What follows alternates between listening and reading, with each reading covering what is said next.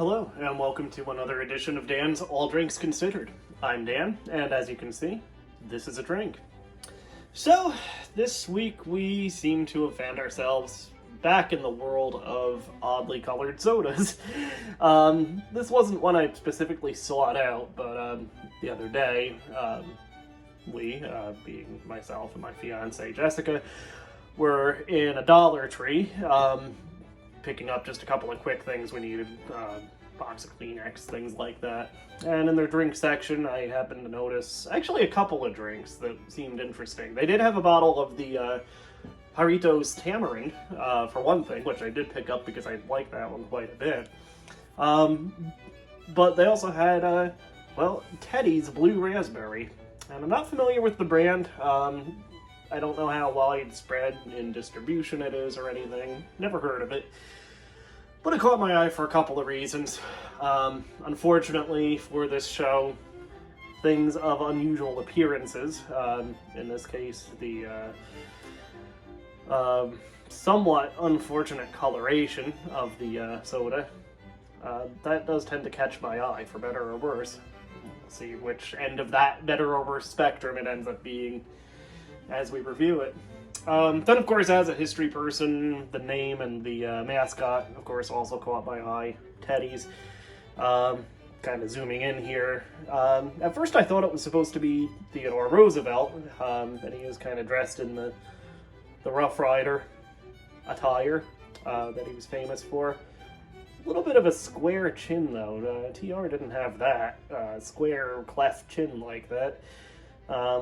There's a little bit of his mustache is maybe a little bit more Hulk Hogan than Theodore Roosevelt as well. So, yeah, I guess we'll call him attempted Theodore Roosevelt here. But as far as the soda itself goes, it is, despite being blue raspberry, due to no doubt the dye they put in it, it is, at least ostensibly, natural raspberry flavoring with other natural flavors. A 26 fluid ounce bottle, kind of an odd size, and an odd shape. You might notice it. Actually, I don't know if it's just this particular bottle or just the mold in general, but it doesn't really want to sit straight. Nutrition facts, helpfully, it's one of those that has both per serving and per container. And this has about 2.2 servings per container. Again, rather an odd size there. Nothing else too interesting on the back. This is manufactured for Unique Beverages in Everett, Washington. Contains... Oh, there we go. Contains carbonated water, HVCS.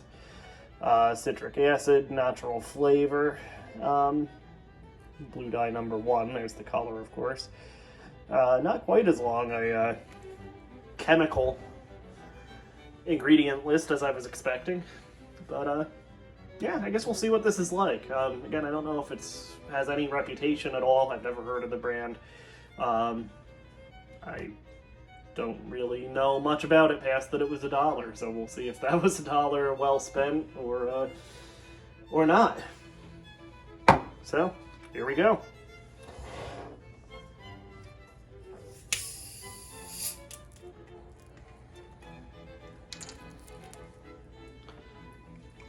Give it a pour, and again, kind of a radioactive blue color. I'd say probably a little bit lighter than Pepsi Blue, which is the obvious point of comparison. Pepsi Blue, I suppose, has the cola component that this does not have. This is just a straight raspberry flavor, apparently. So that makes sense. Yeah, nothing too out of the ordinary past what it looked like in the bottle. At least the not the coloration, I'm sorry, at least the carbonation adds a little bit more of an appealing appearance than just seeing it as Windex in the bottle. Alright, smell test. Not bad, actually. It's kind of a slightly understated. Compared to Pepsi Blue, it's not an overly sweet smell.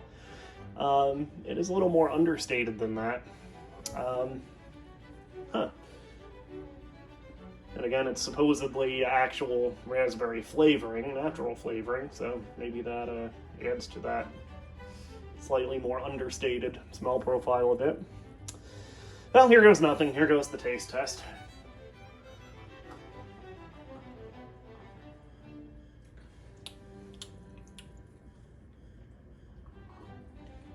So that's actually quite good. For a $1 bottle of soda from the Dollar Tree, I certainly expected worse, but this is pretty good. Yeah, it does have, again, not an overly sweet as soda goes, at least. I mean, they're all overly sweet, I suppose, in and of themselves, but as sodas go, it's not an overly sweet taste. Again, I'm primarily comparing to the extremely kind of syrupy taste and even syrupy mouthfeel that Pepsi Blue had. Yeah, this is a little bit lighter, a little more of an understated, more complex raspberry flavor, I would say. Yeah, actually quite good, I have to say. Fake Theodore Roosevelt, nice job. Yeah, turned out better than I expected. So, there it is in the books. Another week of Dan's All Drinks Considered. Many more weeks, many more drinks. We will see you soon.